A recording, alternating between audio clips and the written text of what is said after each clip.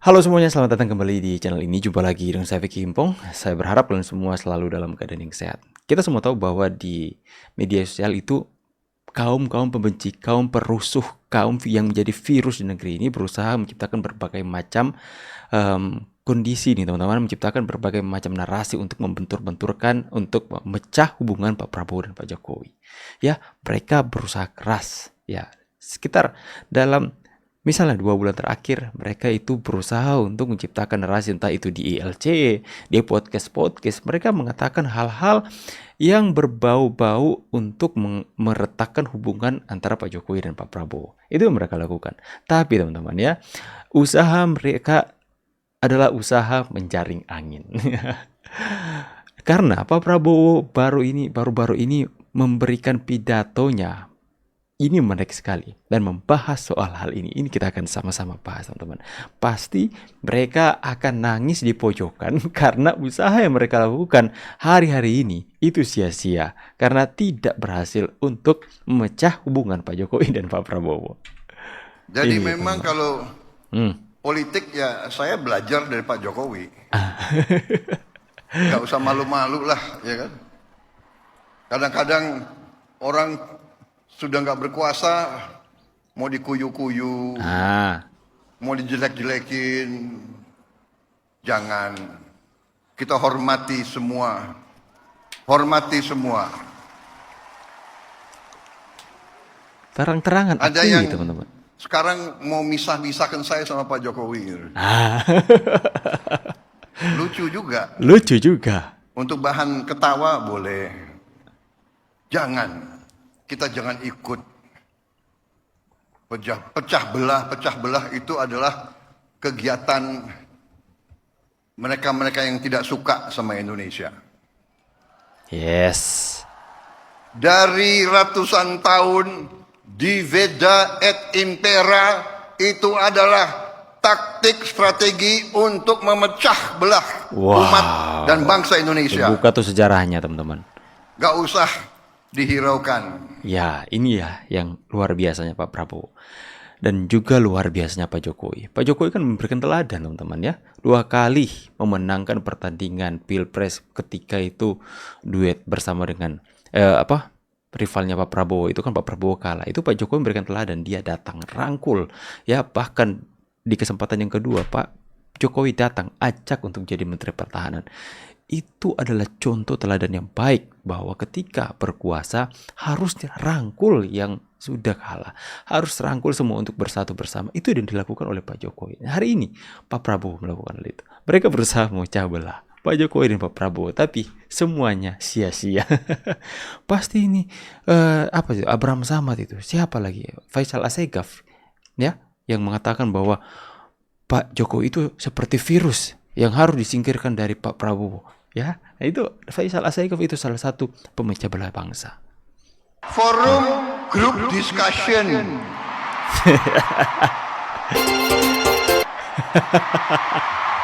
Cukup seminar, cukup kajian cukup. Apa itu FGD? Apa itu? Forum group discussion. Forum group discussion.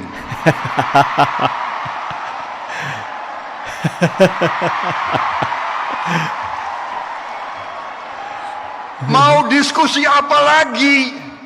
Itu tuh ngentaskan kemiskinan absolut, bantu rakyat yang lapar cari makan, sekolah yang rusak perbaiki, jalan yang rusak perbaiki. Yes.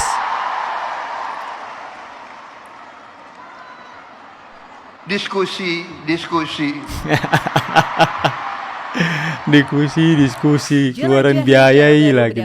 Bang, hukum di Indonesia masih ada harapan gak sih? Dengan sangat menyesal gue akan bilang ke kalian kalau hukum di Indonesia masih bisa diselamatkan. Alasannya ada 2. Pertama, presiden kita sekarang Pak Prabowo berani dengan tegas ancam aparat hukum buat membersihkan diri. Kalau nggak terjadi, aparat hukum lah yang bakal dibersihkan sama presiden. Kalian pasti komen, ya lah bang, omong-omong doang paling. Sekarang gue mau ngajak kalian lihat kasus besar apa yang udah dilakukan dari Prabowo dilantik. Pertama, 28 koruptor disikat yang rugi negara sampai 3,1 triliun. triliun, termasuk kasusnya Tom Lembong. Terus kasus judi online yang sebenarnya udah banyak banget tersangka yang ditangkap, cuma beritanya nggak viral aja. Lo bisa ketik di Google kasus judi online, betapa banyaknya tersangka yang ditangkap. Mereka kerja, cuma beritanya nggak sampai ke kita aja. Terus udah dengkot ormas pemuda Pancasila yang rumahnya berhasil digeledah sama KPK dan sita duit 56 miliar dari rumahnya. Terus ada Dirjen Kementerian Keuangan yang jadi tersangka kasus Jiwasraya yang rugiin negara sampai 16 triliun, langsung ditahan, nggak pakai banyak bacot. Ada juga presiden yang cabut izin lahan sawit sampai 526 ribu hektar dengan total 18 perusahaan yang diduga ilegal. Dan sebenarnya masih banyak lagi, lo bayangin aja, didengkot ormas pemuda Pancasila sampai Dirjen Kementerian juga bisa ditangkap. Sejauh ini Presiden Prabowo emang sama sekali nggak pandang bulu soal penegakan hukum. Cuma berita-berita ini ketutup sama berita oknum-oknum aparat yang kerjanya emang kagak bener. Terus kasus besar yang lainnya gimana bang? Disitulah banyak oknum penjahat yang harus dibersihin dulu. Makanya Presiden Prabowo dengan tegas bilang aparat harus bersihin instansi mereka dari oknum-oknum yang kotor dan yang nggak pro ke rakyat. Nah sekarang gue tanya sama kalian yakin nggak kalau oknum aparat dibersihin, hukum di Indonesia bisa adil lagi? Coba tulis di kolom komen. Ya, kita harus optimis teman-teman dengan pemerintahan yang dipimpin Pak Prabowo hari ini.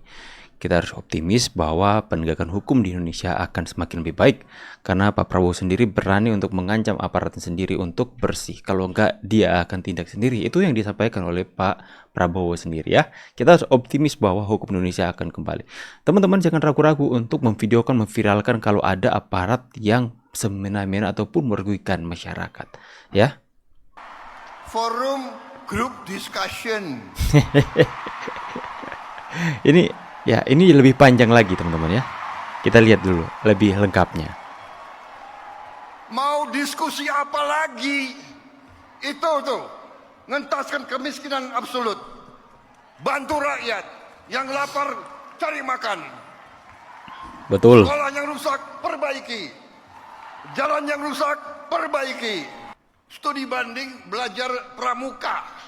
Ada apa belajar pramuka? Berundel, habis itu lobby-lobby wartawan, LSM suruh nyerang. Nggak apa-apa, saya lebih takut emak-emak daripada takut mereka-mereka itu. Lebih takut, iya, ngeri sih emak-emak. TNU mendukung saya.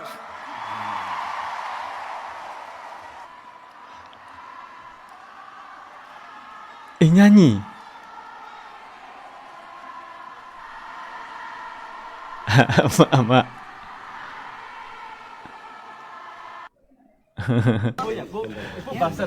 Masyarakat banyak datang ke rumah Mulyono. Itu mah udah kebongkar kalau settingan. Soal main-main settingan gue lebih paham karena gue dulu bagian di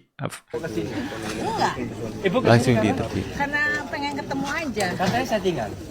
Oh, settingan. Kesini di setting. Oh. Aku dari Bandung. Dari Bandung rombongan habis main-main. Keinginan sendiri ya Bu. Jogja. Keinginan sendiri. Iya. Ibu-ibu dilawan. Good luck. Oh, masih ada di belakang. Mama dilawan. Mama dilawan di belakang. Ya, makin sakit hati. Saya pikir dengan kunjungan masyarakat ke Pak Jokowi, mereka makin sakit hati teman-teman. Udah pada tahu belum apa sih perbedaan dan persamaannya Ibu Megawati dengan Jokowi? Astaga, mau membandingkan Bu Megawati dengan Pak Jokowi, apa nggak salah dengar? Kasih paham Kak. Tahu, aku tahu persamaan dan perbedaan Ibu Megawati dan Pak Jokowi. Ya. Persamaannya Ibu Megawati dan Pak Jokowi sama-sama pernah jadi presiden Presiden, Indonesia. Perbedaannya Beda. Pak Jokowi jadi presiden Indonesia karena dipilih oleh rakyat. Kalau Ibu Megawati jadi presiden Indonesia karena dipilih oleh siapa? Hilang ingatan. Nggak ada informasi tuh. Udah dipilih oleh siapa? Lupa oleh siapa? Ibu Megawati jadi presiden Indonesia karena aduh, karena apa ya? Karena apa sih? Lupa. Udahlah, itu nggak bakalan menang kalau mau membanding-bandingkan. Ojo dibanding-bandingke. Oke teman-teman semua ya, semoga berita-berita yang disampaikan ini bisa memberikan informasi terupdate kepada kalian semua. Jadi jangan mudah tergiring opini oleh mereka yang membangun narasi-narasi berusaha untuk menciptakan pemahaman di tengah-tengah masyarakat bahwa Pak Prabowo itu dan Pak Jokowi gini, udah mulai pisah, udah mulai retak hubungannya. Jangan teman-teman ya, karena Pak Prabowo sendiri mengakui janganlah seperti itu. Kalau kalian mendengarkan seperti itu, kalian seperti mendukung orang-orang yang memecah belah bangsa ini. Itu dibuka dari sejarah, itu dilakukan oleh para penjajah di Indonesia untuk memecah belah rakyat Indonesia agar supaya tidak merdeka. Dan itu terus mereka lakukan sampai detik ini. Orang-orang yang memecah belah antara orang-orang yang berusaha memecah belah seperti Faisal Asegaf dan kawan-kawan, CS, Rosyuri, itu adalah orang-orang yang mau memecah belah bangsa ini teman-teman. Jadi kita harus paham benar. Apapun yang mereka ciptakan dalam narasi mereka adalah suatu hal yang ingin memecah belah bangsa.